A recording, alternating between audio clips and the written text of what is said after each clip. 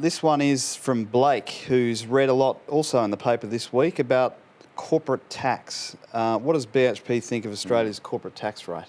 Lots of debate going on. And that's a good thing, by the way. I think we should have more debate about tax as a whole, in any event. What do we think? Well, let me just bring maybe a slightly narrow perspective, but I think a very important perspective.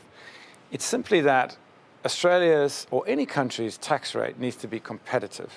That's what I mean by competitive. They say, well, Australia, since its inception, has built this amazing country on capital investment. And in order to attract investment, you have to be competitive in returns.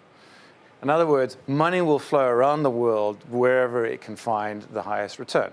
It's a simple premise, and I think it's stood the test of time and will be the case in the future. One of the key aspects of returns, of course, is the tax rate. And so if you have a higher tax rate, that obviously means that returns are more challenged, and you have a higher, well, it's harder to win the competition for capital. Converse is true. Now, the other issue for Australia is that we have a 30% corporate tax rate. Now, the rest of the world is reducing their tax rates. So all the other countries that we compete with, and it is a flat-out competition to attract that dollar of capital, which can go anywhere, they're reducing their tax rates. Now, the US has just reduced its tax rate from 35% to 21%.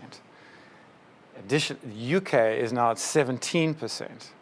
And so a lot of countries are moving down, and Australia is still. So we are now very high in the league table of OECD countries. And I think that is something that Australia needs to be very thoughtful about, because there is so much more that we can still do here as BHP, but as a country, but it does need capital.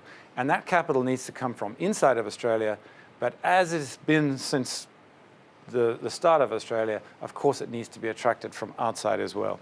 So I'm not here to say we've got the grand solution of how the tax system should work and how the politics should work, but what we are saying is, simple premise, if you reduce the tax rate, the chances of attracting scarce capital to Australia and therefore being invested in all the things we need to invest in is higher.